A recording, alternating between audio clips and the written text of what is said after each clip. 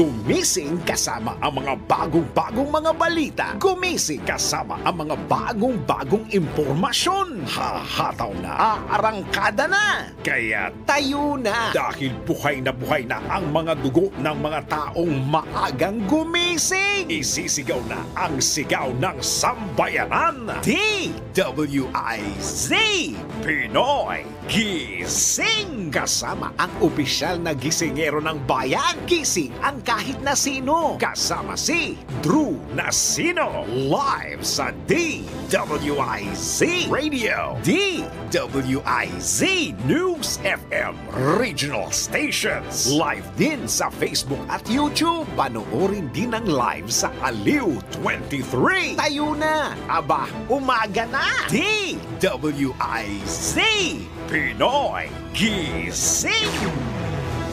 Pinoy Gising. Isang magandang morning, Luzon, Visayas, Mindanao, Mega Manila at sa buong mundo ngayong pong araw na ito ng Martes.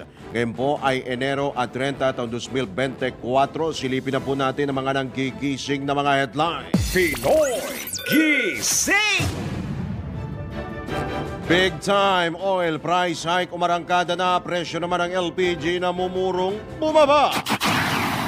Akusasyon ni Pangulong Duterte laban kay Pangulong Marcos pinalagan ni Speaker Romualdez. Pagtanggap ng mga lagda sa People's Initiative, sinuspindi ng COMELEC. Mga senador nagsuot ng maroon ribbon bilang protesta sa PI. BBBM nasa Vietnam na Vice President Inday, itinalagang caretaker ng bansa. At 38% ng mga Pinoy naniniwalang bubuti ang ekonomiya ayon sa survey. Kasama ang opisyal na gisingero ng bayan. Gising ang kahit na sino. Kasama si Drew Nasino. DWIZ Pinoy Gising. Pinoy Gising. Sa oras na 4 na sandali, makalipas ang ika-4 ng morning, kayo pa rin po ay nakatutok dito sa Impila May Todong Lakas, DWIZ 882 at Aliw Channel 23. Ngayon pong araw ng Martes. Drew Nasino po niyo makakasama hanggang alas 5 po tayo ng Pinoy Gising. Pinoy Gising. At sa mga nanggigising na detalye ng mga balita, inilarga na ang big time price increase sa mga produktong petrolyo. Buwan naman ang nagpatupad ng taas presyo ang Caltex kaninang alas 12:01 ng hating gabi. 2 piso at 80 sentimos ang dagdag presyo sa kada litro ng gasolina. Piso at 30 sentimos naman ang dagdag sa kada litro ng diesel.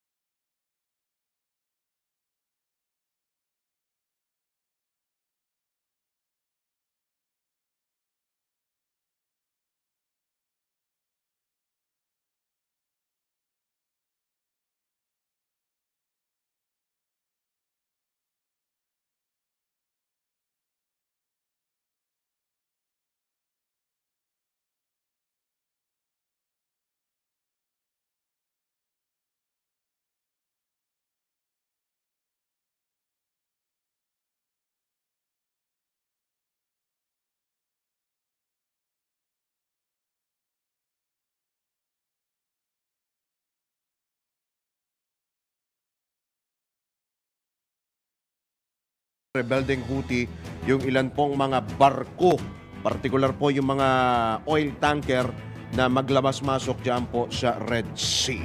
Pinoy Gising. Namumuro naman magkaroon ng rollback sa presyo ng liquefied petroleum gas o LPG sa Huwebes. Sa pagtaya ni Regasco President Arnel T, posibleng bumaba ng 50 sentimos hanggang piso at 50 sentimos ang presyo ng kada kilo ng LPG sa unang araw ng Pebrero o posible rin na walang price adjustment. Idinagdag pa ni T na maaring magpatuloy ang rollback sa presyo ng LPG hanggang Hunyo. May good news yan. Sana kung matuloy talaga yan. Ipinalawanag ng Regasco na ito'y dahil natiyak na ang supply nito para sa Chinese New Year. Pinoy Gising! Sa iba pang paksa ng mga balita, dapat magpatingin sa doktor si dating Pangulong Rodrigo Duterte. Ito ayon mismo kay Pangulong Ferdinand Marcos Jr. ay matapos siyang akusahan ng dating Pangulo na gumagamit ng illegal na droga. Sa ambush interview bago tumulak patungong Vietnam, sinabi ni PBBM na gumagamit si Duterte ng gamot, yung tinatawag po na fentanyl, isa pong highly addictive at may seryosong side effects sa katawan. Ilang taon na anyang inamin ni PRRT na gumagamit siya nito na sa palagay niya ay umeepekto na. Kaugnay nito, inihayag din ng Pangulong Marcos na dapat alagaang mabuti ng mga doktor ang dating Pangulo at hindi dapat pinapabayaan ang ganitong problema. Sa ngayon ay wala pang pahayag ang kampo ni dating Pangulong Digong higil dito. Pinoy Gising! Wala naman nakitang anumang dokumento ang Philippine National Police na nasa drug watch list ang pangalan ni Pangulong Ferdinand Marcos Jr. Ito ayon kay PNP Acting Chief Colonel PNP Acting PIO Chief Colonel Jean Fajardo ay kasunod ng akusasyon sa Pangulo na sinasabing akusasyon ni dating Pangulong Digong na nasa watch list o drug watch list si PBBM. Una nang itinanggi ng PIDEA ang alegasyon ni Duterte na nasa drug watch list si Pangulong Marcos. Pinoy Gising! Pero may pahayag na po si dating presidential spokesman Harry Roque at si Attorney Sal Panelo na kanila pong itinatanggi yan pong mga akusasyon naman ni Pangulong Bongbong Marcos. Pinoy Gising! Kaugnay pa rin yan, nanawagan naman si House Speaker Martin Romualdez sa pamilya Duterte na irespeto o galangin naman si Pangulong Bongbong Marcos at ang pamilya nito. Ito ang pahayag ng leader ng Kamara kaugnay sa alegasyon ni dating Pangulong Rodrigo Duterte na nasa narco-list umano ng PIDEA si PBBM at umapela rin ang kongresista. Umapela si Congressman Romualdez kay Davao City Mayor Sebastian Duterte na igalang ang Pangulo matapos nga po ang panawagan ni Baste na magbitiw sa pwesto si PBBM. Iginiit ng mambabatas na ginalang naman ang mga ito noong panahon nila at masyado pang maaga para pabagsakin ang isang rehimen. Kaugnay nito, hinamon din ng kongresista mula Leyte ang mga Duterte na maglabas ng ebidensya para patunayan ng mga ito ang kanilang alegasyon laban sa Pangulo dahil kung hindi, maituturing lamang itong chismis o budol-budol na gawa-gawa lamang. Siyang kakukulangan, di ba?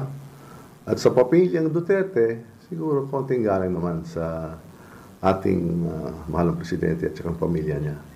Yung pahlanon naman ninyo, ginalang naman kayo, di ba? Masyadong maaga naman ninyo yung gusto ipagbaksak isang rehimen ng President Ferdinand R. Marcos Jr. Very popular siya. And he was elected with a bigger mandate than the former president. Kaya igalang naman natin yan. Yan po ang mandato ng taong bayan ng Pilipinas. Yan po ang bahagi ng pahayag ni House Speaker Ferdinand Martin Romualdez. Pinoy Gising! Pinagtibay naman ng Kamara ang House Resolution number 1557 bilang suporta kay Pangulong Ferdinand Marcos Jr. Pinangunahan mismo ni House Speaker Martin Romualdez ang paghahain ng naturang resolusyon upang ipahayag ang pagsuporta kay PBBM gayon din sa isinusulong nitong bagong Pilipinas. Iginiit ni Speaker Romualdez na isa itong mensahe ng pakikiisa kay Pangulong Marcos na napagkasunduan ng mga lider ng iba't ibang partido politikal sa Kamara. Nakatakda namang magpadala ang mababang kapulungan ng Kongreso ng kopya ng resolusyon kay PBBM. Pinoy Gising! Samantala, sinuspindi ng Commission on Elections o COMELEC ang pagtanggap ng mga lagda at iba pang proseso sa People's Initiative para amyendahan ang saligang batas. Unanimous o lahat ng commissioner ng poll body and bank ang bumoto pabor sa suspensyon ng proseso kaugnay sa PI. Ayon kay COMELEC Chairman George Garcia, indefinite o walang katiyakan kung kailan matatapos ang suspensyon ng poll body. Idinagdag pa ni Garcia na kinakailangan nilang irepaso o repasuin ang kanilang implementing rules and regulations kaugnay sa People's Initiative o PI. Pinoy Gising! Handa naman ang Bayan Muna Party List na suportahan ang charter change o CHA-CHA. Doon tiniyak ni Bayan Muna Chairman, dating Bayan Muna Party List Representative Attorney Nery Colmenares sa isyu ng pag-amyenda sa saligang batas. Sa panayam ng DWIZ, binigyang diin ni Attorney Colmenares na ito'y kung ang aamyendahan sa 1987 Constitution ay ang pagbabawal sa political dynasty at pork barrel. Kami naman sa Bayan Muna, kung may proposal kang maganda para sa ikabubuti ng konstitusyon o ng taong bayan, wala kaming problema. No, halimbawa, mag-propose ka na gawin na natin na hindi talaga pwede ang political dynasty at pork barrel. Kung gano'n ang gusto mong amyenda, pwede namang suportahan yan ng taong bayan kasi para naman yan sa taong bayan. Of course, opo. Ayaw naming mga tsa-tsa, yung may karga. Idinagdag pa ng human rights at public interest lawyer na wala naman silang problema sa CHA-CHA na para sa masa at walang panukalang term extension sa mga opisyal ng pamahalaan. Sabi nila lagi, ito na naman kayo, Nery, Bayan Muna, o oppose na naman kayo.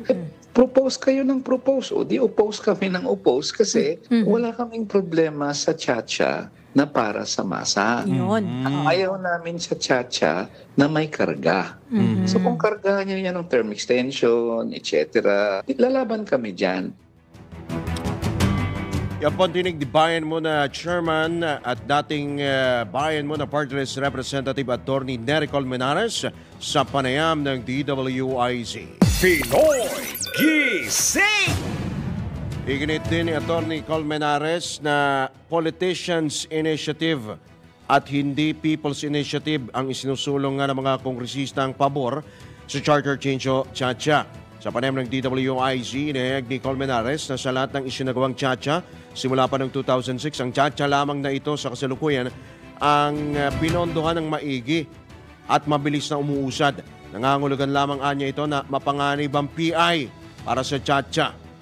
Kami naman sa Bayan Muna, kung may proposal kang maganda para sa ikabubuti ng konstitusyon o ng taong bayan, wala kaming problema.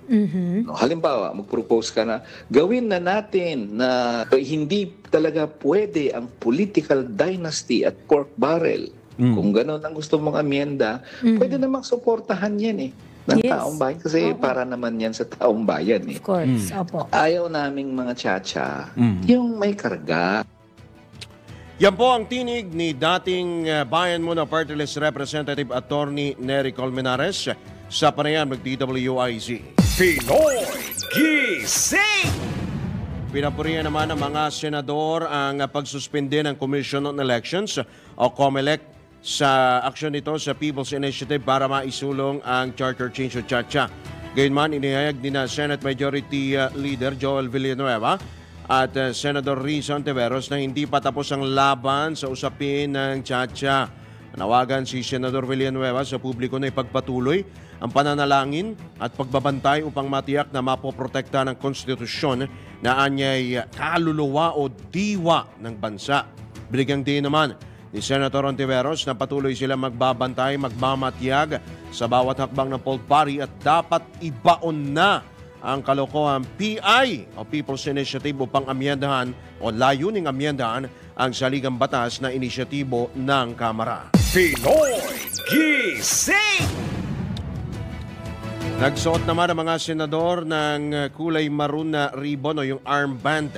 Ayon kay Senator Sherwin Gatchalian, ang pagsusot nila ng armband ay pakikiisa laban sa People's Initiative o PI dahil layunin nito na tanggalin ang Senado, lusawin ang Senado at mawala ang sistema ng check and balances. Sakaling nagkataon nito, sinabi ng senador na isa na lang ang taong magdidesisyon sa pag-amyenda sa saligang batas. Dahil dito, nagkaisa silang mga senador sa pagprotesta sa isinusulong na PI na layuning buwagin umano ang Senado. Matatandang lumagda lahat ng senador sa isang manifesto na mahigpit tumututol sa People's Initiative at nagpasya na huwag munang aksyonan ng resolusyon na nagsusulong ng economic cha-cha. Pinoy Gising! Dedma, ito naman ang tugon ni Senator Amy Marcos sa mga banat laban sa kanya at sa mga senador sa harap ng tumitinding bangayan kaugnay sa charter change o cha-cha. Ayon kay Senator Marcos, hindi niya naispatulan ang panawagan ni Congressman Benny Abante sa mga kapwa mambabatas na iwasang gamitin ang prayer rally bilang political tool sa debate kaugnay sa cha-cha. Una nang inihayag ni Congressman Abante na kalapastanganan kapag ginamit ang panalangin sa demonstrasyon na may halong politika. Bago gunita sa prayer rally ng Jesus is Lord, idinaan ni Super Ate sa panalangin ang umiinit na usapin ng cha-cha at kanya pong ipinagdasal na iiwas o ilayo sa mga demonyo ang kanyang kapatid na si Pangulong Bongbong Marcos. Pinoy Gising! Samantala, 43 sa 254 na legislative districts na sa bansa ang hindi lumahok sa nagpapatuloy na sinuspende na nga po ng Commission on Elections yung pagtanggap po ng mga lagda para sa People's Initiative.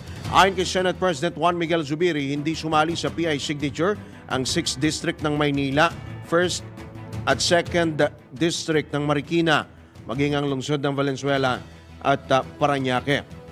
Hindi rin nakiisa ang Lone District ng Las Piñas, Malabon, San Juan, Taguig at yung Taguig-Pateros Lone District, maging ang Cordillera Administrative Region, partikular sa Benguet, Baguio, Kalinga, Mountain Province, 1st at 2nd District ng Ilocos Norte at Ilocos Sur, maging ang La Union.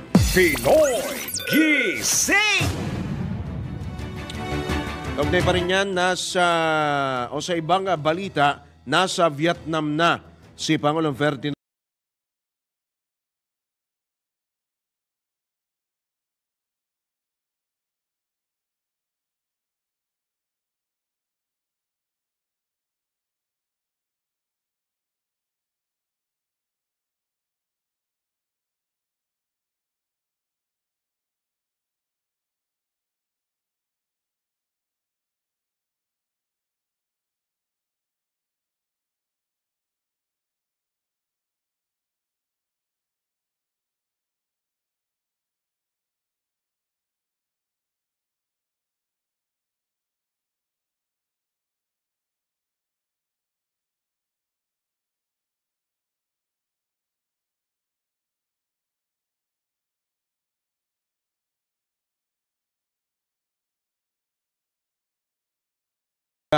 makapagdadala ng mas maraming trabaho sa Pilipinas ang 2 araw na state visit ni Pangulong Bongbong Marcos sa Vietnam.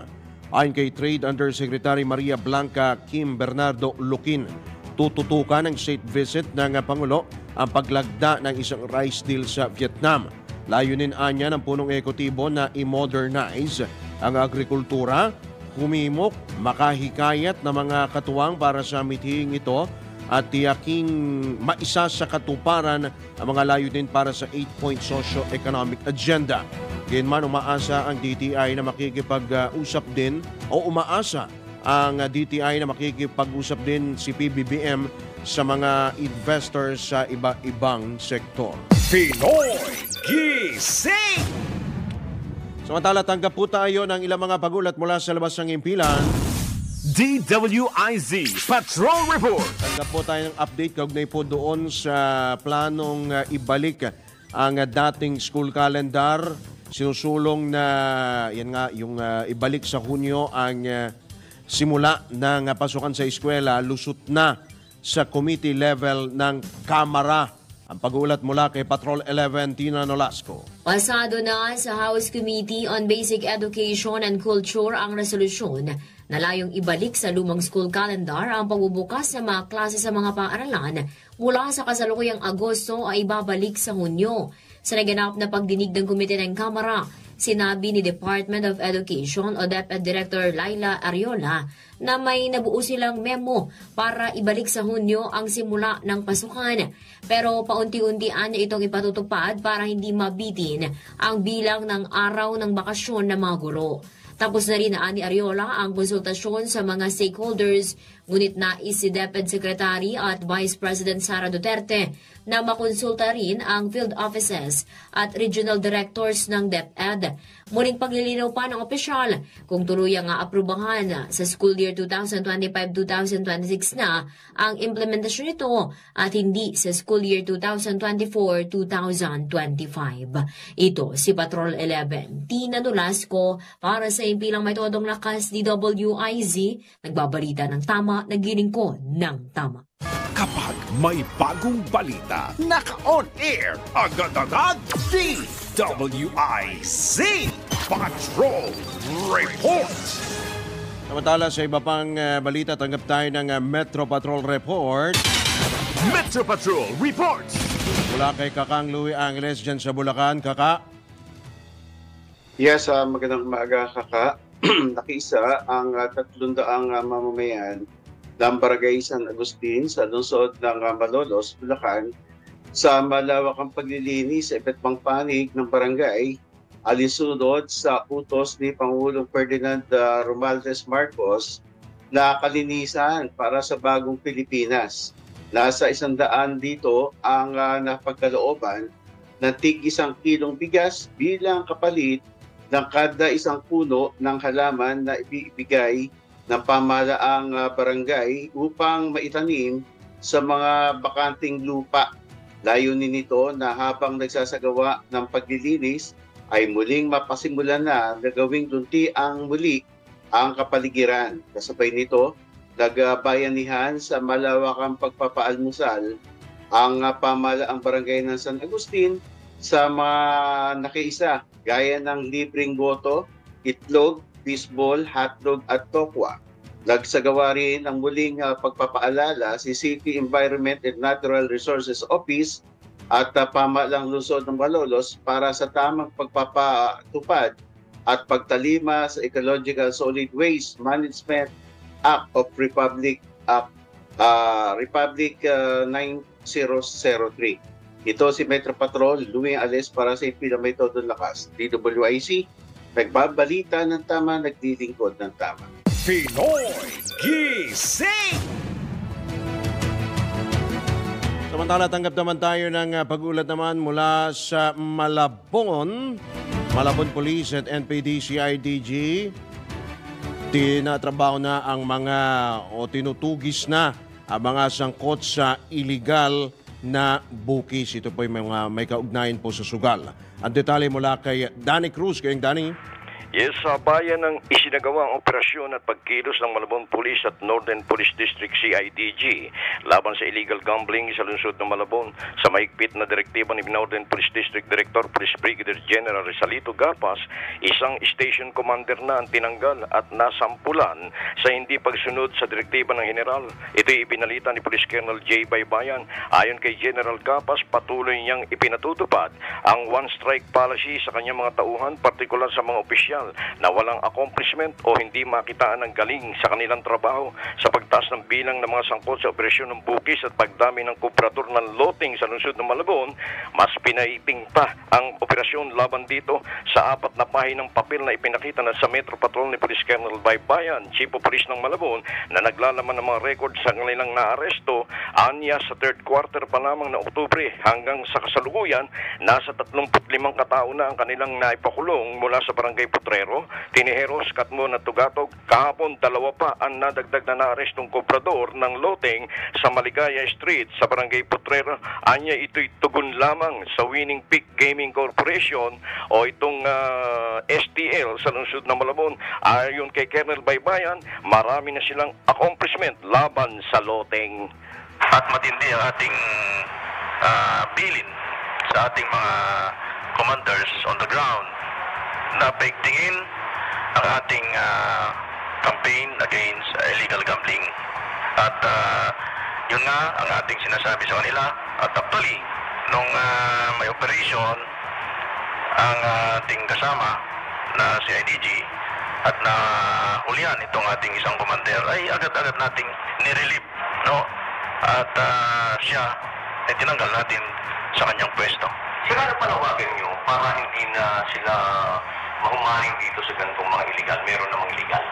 Yes, kami po ay nanawagan sa ating mga kababayan sa Malabon na huwag po nating tangkilikin itong mga nag-illegal dahil meron naman po tayong authorized agent corporation na nag-ooperate sa ating lungsod. At yun, sinabi ni Chief of Police Colonel J. Baybayan, hindi daw tumitigil ang kanilang operasyon laban sa illegal gambling dito sa lungsod ng Malabon. Ako si Danny Cruz para sa impilang may todong lakas. DWIC, nagbabalita ng tama, naglilingkod ng tama. Pinoy Gising! Samantala, tanggap naman tayo ng police report mula sa probinsya. Ronda Probinsya! Dalawang suspect sa pagpaslang sa isang senior citizen arestado. Detalye mula Ilocanda ay hatid ni Manong Ronald Idol Cabset Domingo. Agad na naresto ng PNP Gataran Cagayan ang dalawang suspect sa pagpatay sa isang senior citizen o isang matanda. Ayon sa isinagawang investigasyon, nakatanggap ng tawag ang PNP Gataran mula kay Police Corporal Liwayway Durwin na kasalukuyang naka-off duty ng gabing iyon kung saan kanyang umanong inireport na may isang matandang lalaki ang persang kinaladkad ng dalawang kalalakihan mula sa isang abandonadong bahay sa Barangay Sentro Norte ng nasabing bayan. Isinakay sa motorsiklo o sa isang kulong-kulong ang biktima kung kaya't kanya itong sinunduan at agad tumawag ng backup mula sa Gataran Police Station.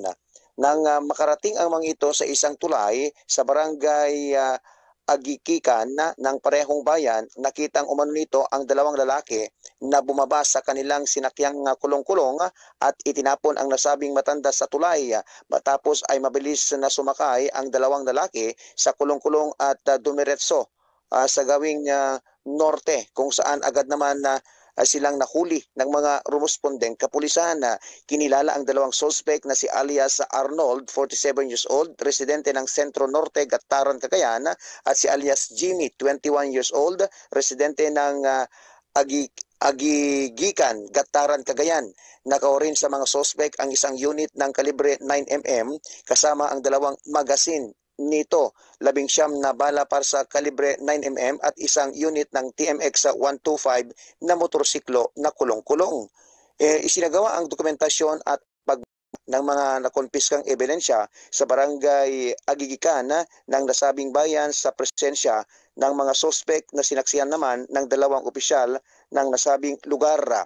Samantala, agad na isinugod ng Rescue Gataran ang biktima sa Dr. Tomas Nolasco Memorial Hospital, ngunit inilaklang dead on arrival. Patuloy pa rin na inaalam ang pagkakakilanlan ng biktima na di umano ay may problema sa pag-iisip na harap sa kasong murder at paglabag sa Republic Act 10591 o Comprehensive Firearms and Ammunition Regulation Act ang dalawang sospek.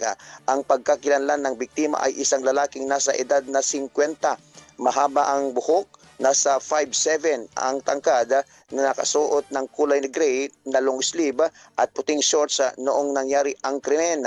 Nanawagan ang PNP Gataran sa publiko na kung sino man ang nakakilala sa biktima ay maaaring makipag-ugnayan sa nasabing tanggapan upang maipalam sa pamilya nito ang kanyang sinapit.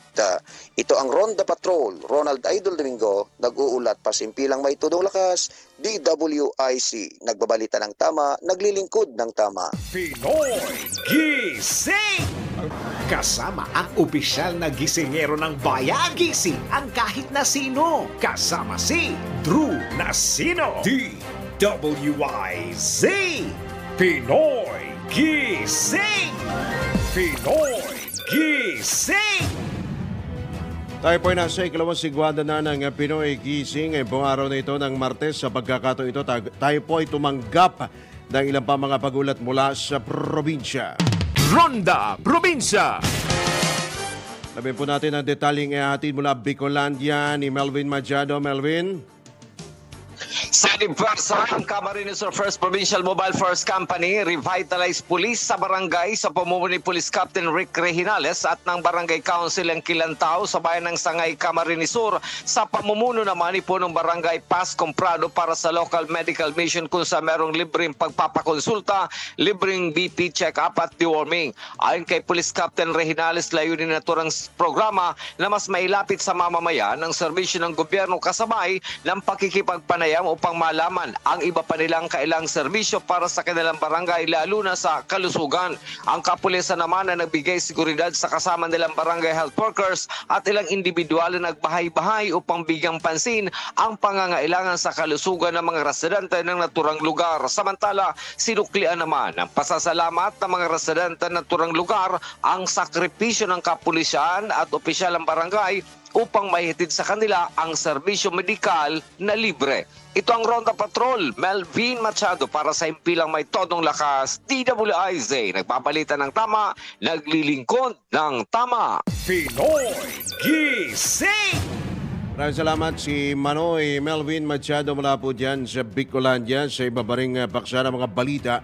Naniniwala ang 38% ng mga Pilipino na bubuti sa susunod na 6 na buwan ang ekonomiya ng bansa.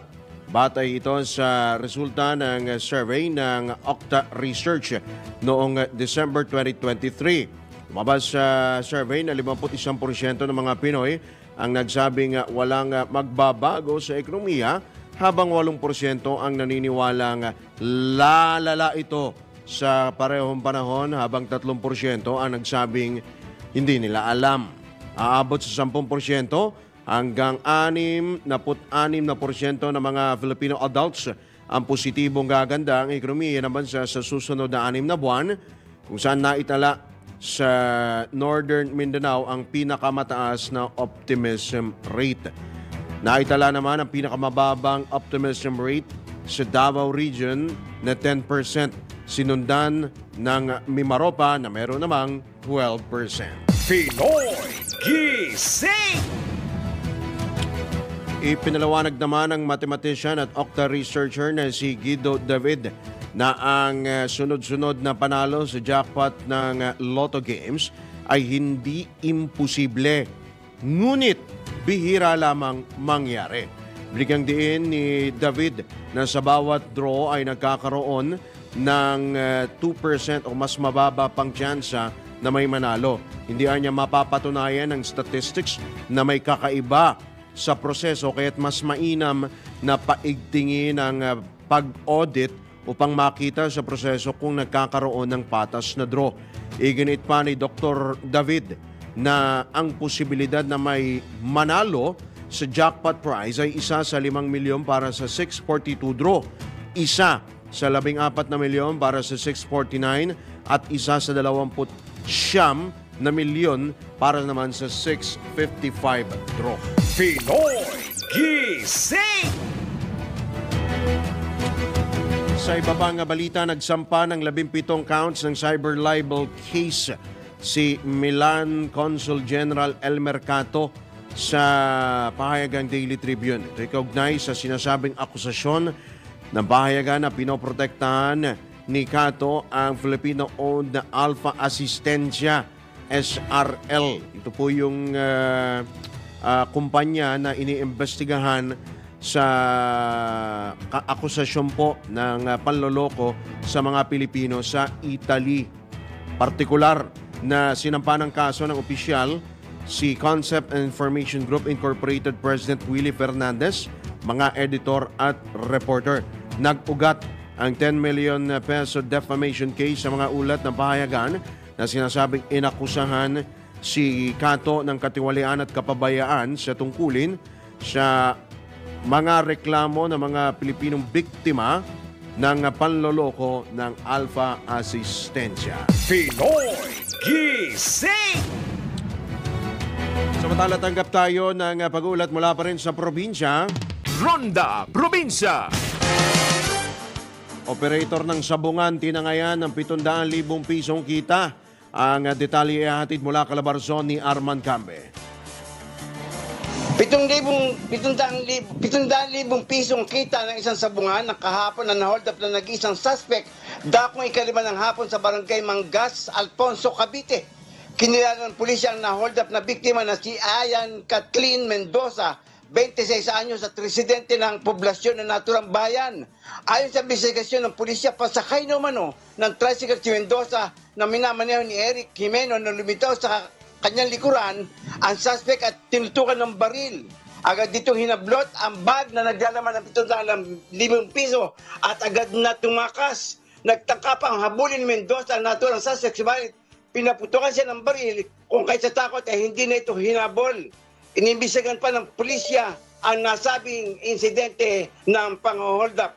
Arman Cambe mula Calabarzon, ulat para sa may todo lakas, DWIZ, nagbabalita ng tama, naglilingkod ng tama. Pinoy Gising! Alright, maraming salamat si Arman Cambe mula po dyan sa Calabarzon. Nagsasagawa pa rin ang Commission on Elections ng kanilang post-qualification evaluation ng joint venture ng South Korean firm na Miro Systems Company Limited sa iba't ibang pagsusuri sa ilang mga ballot boxes nito kahapon. Pinabulaan na naman ang kumpanya mga batiko sa mga akusasyon sa kanila na hindi maganda ang kanilang track record. Ayon naman kay COMELEC spokesperson Attorney John Rex Laudianco, susuring mabuti ang lahat ng parameters at technical specifications ng mga balota o ballot boxes. Kabilang sa pagsusuri ang drop test kung saan ibinagsak ito mula sa taas na 40 centimeters at water test kung saan binuhusan ito ng tubig para makita kung ito'y tatagos at masisira ang balota. Kaugnay dito, nakapasa naman ang kumpanyang Miro sa lahat ng pagsusuring isinagawa. Pinoy Gising! Samantala sa iba pa ring balita, eto, update po doon po sa umiinit po na bangayan ng Senado at Kamara. Kalma, masyado naman silang defensive. Ito naman po ang tugon ni Senator Amy Marcos matapos hamunin ni House Speaker Martin Romualdez na patunayang siya ang nasa likod ng suhulan sa People's Initiative o PI na layuning isulong ang charter change o CHA-CHA. Pinayuhan ni Senador Marcos ang kanyang pinsan na ilaan ang lakas sa pagdinig ng Senate Committee on Electoral Reforms sa kanyang pinamumunuan hinggil sa signature buying ngayon pong araw na ito ng Martes. Nakahandaan niya ang kanyang komite na magpresenta ng ebidensya sa alegasyon ng panunuhol o suhulan sa Project PI. Naniniwala ang presidential sister na si Romualdez ang promotor, pasimuno ng signature campaign at tanggapan nito ang nagbigay ng 20 million pesos sa bawat congressional district para makalikom ng sapat na pirma. Sinabi pa ni Super Ate na tinutumbok ng mga cellphone number at ng mga pondong ginamit sa kampanya ang tanggapan ng House Speaker maski ilang beses pa itong tumanggi. Pinoy Gising! Samantala, mahigpit na isinusulong ng Department of Social Welfare and Development o DSWD ang social behavioral change sa pagkakalob ng ayuda sa mga Pilipino, lalo na po yung higit na nangangailangan. Sa panayam ng DWIZ, pinapatid ni DSWD Assistant Secretary at Spokesman Romel Lopez na nais ni DSWD Secretary Rex Gatchalian na magbigay ng sustainable na tulong sa mga benepisyaryo ng mga programa ng ahensya para hindi lamang tanggap ng ayuda. Sa pamamagitan anya nito ay magiging katuwang din ang mga nasabing benepisyaryo sa pagtulong sa mga higit pang nangangailangang Pinoy at pagpapaunlad ng ekonomiya ng bansa. Pag-asyon mo ni Secretary Rex Gatchalian, inimprove pa po natin yung pagtulong sa ating mga kababayan na nangangailangan pag may panahon ng sakuna. Naririnig niyo po sa amin lagi, wala pa po yung sakuna, nandyan na yung ating mga yun. Naka-preposition na po, But then, under po sa leadership ni Secretary Rex Gatchalian, we wanna put premium sa tinatawag nating development side. Hindi yung ayu-ayuda lang, hindi yung tulong-tulong lang, but we wanna capacitate yung ating mga beneficiaries. Ibig sabihin, ini-empower natin sila para hindi ayuda, but to improve their lives as a whole. Kasi sustainable po yung pinipilit nating ibigay ng mga tulong sa kanila. Kaugnay nito, tiniyak naman ni Asik Lopez na patuloy na makikibahagi patuloy na pakikibahagi ng DSWD sa mga programa ng gobyerno na makatutulong o nakatutulong sa mga Pinoy. Saan po ng ating mga kababayan na may mga halin tulad na ganitong mga serbisyo fair. Ano po, yung kick-off rally natin, alam natin umpisa po yan. But then, yung mga serbisyo fair po natin, tuloy-tuloy na po yan. Wala po pinagkaiba yan doon sa kabiwa ng Pangulo. Dadala ng mga serbisyo, ng mga murang bilihin sa iba't ibang lugar. Nakikita na po natin, kahapon, pinul lang po natin yan as part of the kick-off. But then, ang asahan po ng ating mga kababayan, kasama po ang yung Department of Social Welfare and Development, tayo po ay actively magpa-participate sa mga programa po ng gobyerno na naglalayong abutin ang mas marami nating mga nangangailangang kababayan. Yan po ang tinig ni DSWD Assistant Secretary at Spokesman Romel Lopez sa pareham ng DWIZ. Pinoy Gising! Kasama si Drew Nasino. DWIZ! Pinoy Gising! Pinoy Gising! Alright, tayo po nasa ulimbag na po ng Pinoy Gising. Sa pagkakataon ito, tayo po ay tumanggap pa ng isa pang report mula po sa ating IZ Patrol. DWIZ Patrol Report. Update po sa state visit ni Pangulong Bongbong Marcos sa Vietnam mula kay Patrol 13 Gilbert Perdes. Nakipagkita si Pangulong Ferdinand Marcos Sr. sa Filipino community sa Vietnam bilang bahagi ng kanyang mga aktibidad sa 2 araw ng state visit sa nasabing bansa. Si PBBM ay mainit na sinalubong ng mga Pinoy na nagtipon-tipon sa Melia Hotel sa Hanoi kasama sina First Lady Liza Arneta Marcos, mga miyembro ng gabinete at iba pang mga opisyal ng gobyerno. Sa kanyang talumpati, inihayag ng Pangulo na ang presensya ng mga Pinoy sa Vietnam ay patunay ng malapit na ugnayan ng dalawang bansa at ang people-to-people connections. Kilala rin ni Pangulong Marcos ang kanilang remittances na nakatutulong hindi lamang sa kanilang mga pamilya kundi sa ekonomiya at sa buong bansa.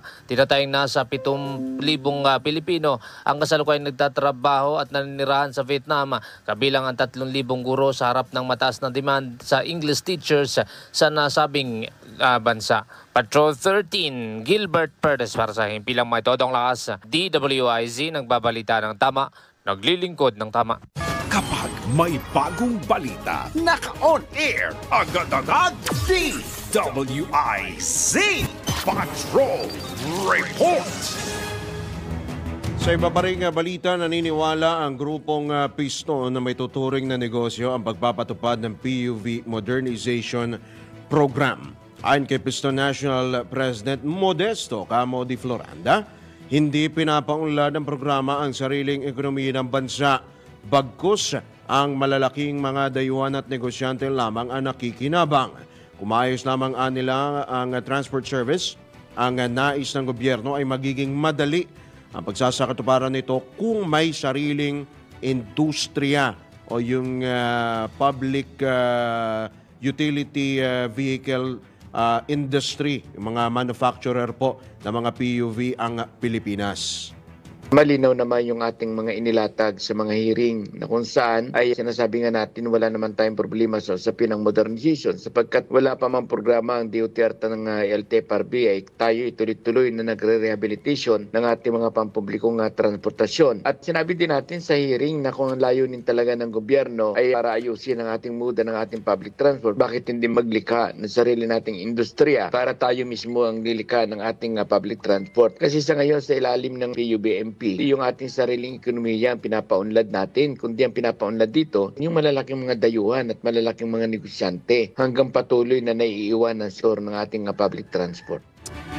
Ipinunto rin ni Camo din na hindi pabor para sa mga commuter ang modernized jeepneys dahil tiyak natataas ang pasahe sa oras na magsimula ang implementasyon nito. Ang serbisyo sa mamamayan dapat ito'y tungkulin ng gobyerno. Pero ang nangyayari sa atin, yung usapin ng modernization ay hindi nagiging tungkulin, nagiging isang malaking negosyo. Siyempre, nagsasaper yung ating mga mamamayan sapagkat alam natin sa ilalim ng modernization ay pagtaas ng pamasahe. Bagamat itinatanggi ng LTFRB. Ay ngayon pa lamang ay magkaiba na pamasahe ng traditional jeepney sa modern. Mas sa 2 piso na ang pagitan. Kaya't batay sa pag-aaral din ng opisina ni Congressman Busita ay para mabayaran yung mga mga modern na mga kinukuha ng mga minibus ay hindi bababa sa 30 to 40 pesos ang magiging pamasahe. Ang magsasuffer dyan, yung ating mismo mga commuters, lalo na sa kalagayan ngayon na hindi naman ganun kalaki ang sahod ng ating mga manggagawa dito sa National Capital Region. Paano pagkakasyahin ng ating mga manggagawa ang 610 pesos na sahod sa mataas na serbisyo para sa kanila?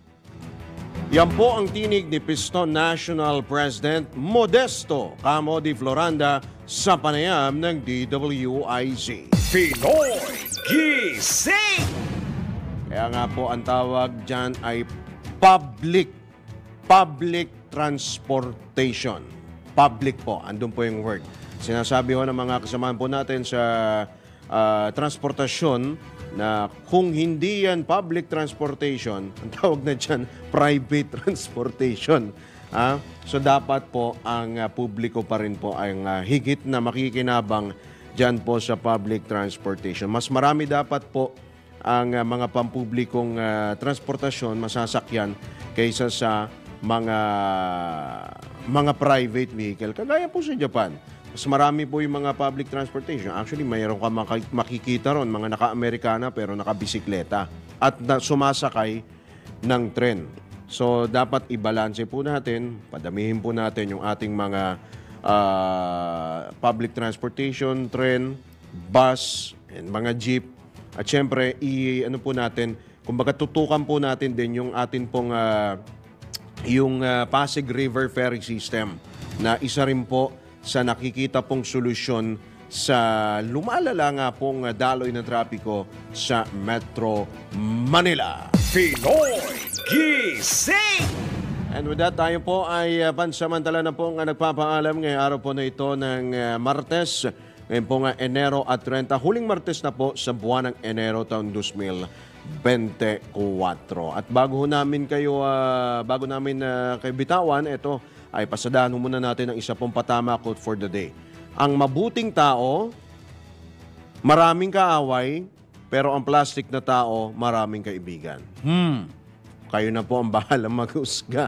Pero para sa akin, habang tumatanda po tayo, kumukonti po ang ating mga tunay na kaibigan. So, yung mga tunay na kaibigan, yun lamang po ang mga natitira. Hindi baling konti lang ang kaibigan mo, basta't yung mga tunay ang naiiwan sa'yo. Alright? At tayo po, ayan, papaalam na po tayo. Maraming salamat sa ating po mga nakasama sa News Center at sa ating mga suking taga-subaybay mula Luzon, Visayas, Mindanao, Mega Manila. At maraming salamat nga pala. Oy, good morning po kina Suki, Ate Susan Neronimo, si Christian Cruz, si Deosia Sigawa, Melvin Machado, Diyos Marayna Aga, mga ka-IC Jaylon, Ramon Abadillo, si Nelson Malinaw at si Kuya Albert Hernandez, good morning. At sa mga kapatid po natin sa CNN Philippines, yes, opo, good morning po sa inyo, though hindi po kagandahan ng morning. Pero isa pong mahigpit na yakap sa mga kasamahan po natin sa CNN Philippines. Maraming salamat din nga pala kay Ate Annette Alegredi. Good morning po sa mga kababayan natin sa US at si Kuyang Genesis Chavez na nakaalis na pala, pabalik na pala siya ng California. Good morning sa iyo, Kuyang Jen. At susunod na po ang Arangkada Balita kasama si Miss Judith Estrada Lerino. Muli po, ito po niyo lingkod Drew Nasino, nagbabalita ng tama, naglilingkod ng tama.